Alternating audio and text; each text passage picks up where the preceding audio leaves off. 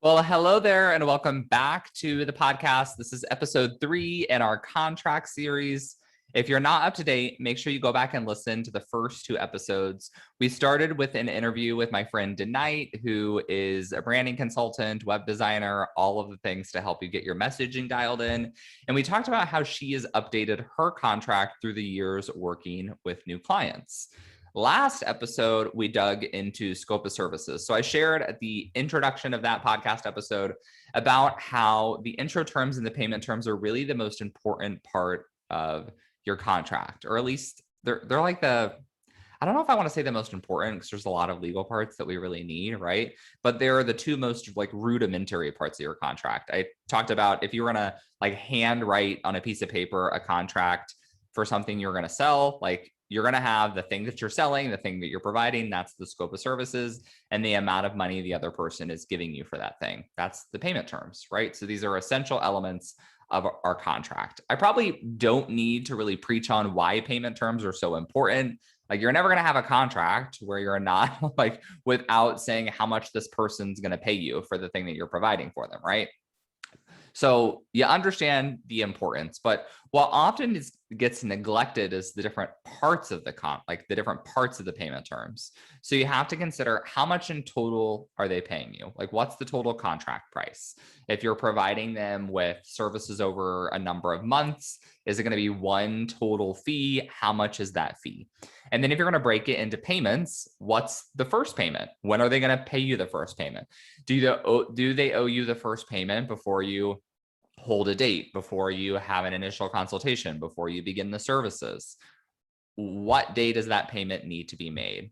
When are the remaining payments to be made? Are they going to pay the remaining payments before you deliver a certain part of the project, before a certain event occurs? Is that going to be on a certain date or just a number of days before an event's going to happen, right? So 60 days before a wedding, 90 days before an event, before you deliver the second part of the project, right? If you're doing like, I don't know, a logo design in 3 different stages, like you need to have a payment before you deliver each like revision, something like that. What happens if they pay late? So are you going to delay your services if they don't pay you on time? Are you going to pause your work? Are you going to no-show their event if you haven't been paid? That's a really, really tricky one, right? Because then you're worried, are they going to sue me for breach of contract if I don't show up to their wedding day because they haven't paid me? Well, they probably breached the contract first, but it's still really scary. So that all needs to be outlined as well. And then also method of payment. And if that matters, can they pay you by check? Can they pay you by cash? Can they pay you via Venmo or credit card or debit card? Typically, we take all forms of payment, although I've never had someone pay me in cash for like legal services. But some people don't want to take credit cards because of credit card processing fees. In the modern day, I don't recommend that. But I do have a student, one of my current students in Unfuck Your Biz. She takes all of her payments by check. And I asked her like point blank, I was like, this is kind of an awkward, like not really an awkward question, but I said, are most of your clients older? And she said, yes. She's like, most of my clients are over 40. Most of them are over 50. They always have a checkbook. All my clients are local. We meet in person for all of our meetings. So they just write me a check and that works great. But a lot of the younger generation does not own a checkbook. I'm sure some people probably don't know how to write a check if they needed to.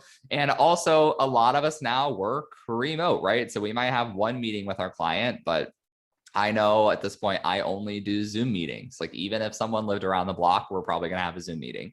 So checks just don't work. So consider method of payment as well. Okay, so generally small businesses take payment in one of 5 ways. So let's look at these 5 ways people are typically taking payments. So the first method is hourly payment. It's pretty simple, right? So hourly payment's probably going to be most common among someone like a virtual assistant or maybe a consultant, like a life coach, maybe, or a business coach. Like they might charge you per session, they might charge you by hour. Ultimately, that's pretty similar, right? Because if they charge you $200, $400 per session, and each session is an hour, well, they're charging you $200 or $400 per hour, right? Or you're charging your clients that amount. So hourly or per meeting. If you're doing coaching, you might just have coaching packages. So the package is $2,000. You get 10 calls that are 1 hour. So that comes out to $200 each. Ultimately, doesn't make a difference. It's just how you want to word it. And slight nuances may make a difference depending on how you're going to write some of your other provisions, like if they cancel a call or something like that. Like if you say no cancellations, you don't get your money back. Well, now you're technically charging more per hour. So if you wanted to do it that way, then you would want to have like a package price, not an hourly price. The next option is monthly payment, right? So monthly payment, again, could be something that a virtual assistant would use, something that a coach or a consultant could use for sure. I also have had students who are wedding professionals, like a wedding planner uses monthly payments. And the one thing we have to think about with regard to monthly payments is, I think oftentimes we think about a monthly payment as you pay me this amount like in perpetuity or until like we cancel the contract. But it doesn't have to be like that. Like you can limit the time frame in the contract, right? So in the wedding planning example, let's just say that they hire you in January for a wedding in December, and you're going to charge them $12,000. I'm using this number for very easy math. And you just say it's $1,000 right now, and then it's $1,000 a month up until your wedding day. And the reason why some people like this option is for cash flow purposes, but also just with the wave of cancellations and postponements we had in 2020, a few of my students went to this monthly payment option because they said, if someone cancels 6 months out, I want to say, I've been working for you for 6 months. I'm keeping all that money and I'll waive all of the future payments. And that way you don't have to really deal with refunds, which can be a great option for you.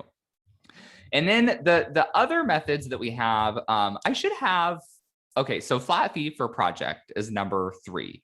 And this is what you're going to have if you do, like I hired someone to set up my Pinterest account. That was a project, like a project fee, right? If I were to go work with Denite on a coaching session, because I believe she does day rates, like anyone who does day rates, if you're a copywriter, designer, or whatever, that's a flat fee project, right? You charge $2,000 for half of a day, $750 for 2 hours.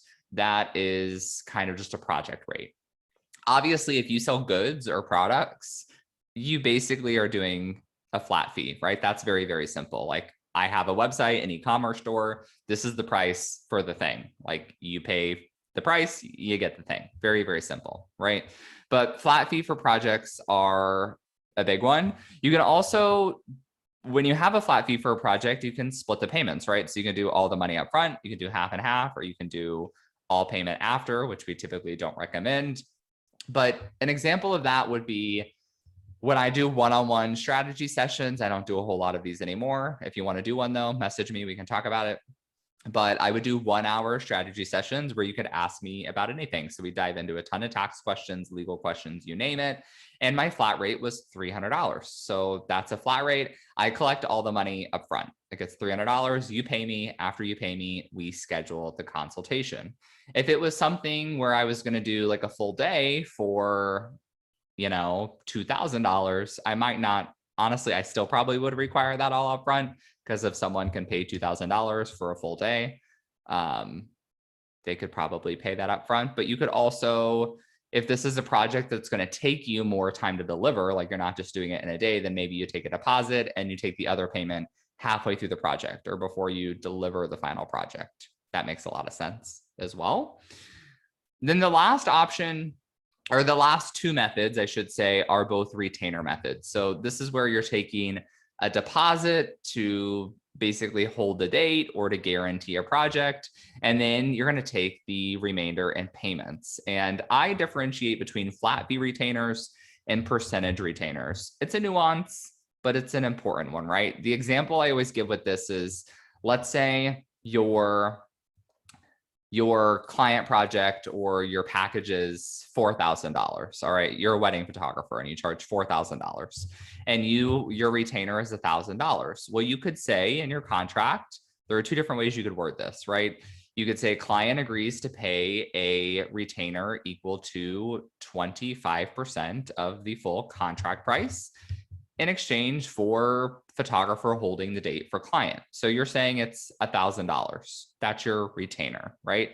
The other way you could say it is client agrees to pay a photographer a retainer equal to 25% of the total contract price. That's a percentage retainer. Under both of those examples, the amount that you're collecting is $1,000. But what if you up your rate to $5,000? So under the initial contract, like let's say you just have a contract template and you're going to use the same template, but you're changing your rate to $5,000. The initial contract specifies a retainer of $1,000. The second one requires a retainer of 25%. So $1,000 of 5,000 is only 20%. So now if you're using the second option, 25% is a little bit higher. It's a slight nuance. Ultimately, it doesn't matter which one of these you choose. If you're going to go with a percentage, just make the percentage equal the retainer that you actually want to get.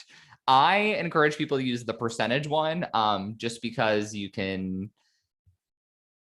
have to edit numbers in your contract. That's what I'm trying to say. You have your total contract price and then everything else is percentages, and you don't have to go throughout the contract and like do any kind of math. It's just going to say 25% of the total price. And then you can send the invoice for that amount. You don't have to edit the contract. So that's a good way to think about it. The other thing I want you to consider is that your cancellation and refund provisions are going to be based on your payment method. All right. So your payment method is going to impact a lot of things. It's going to impact refunds. It's going to impact payment schedules. Obviously, it's also going to impact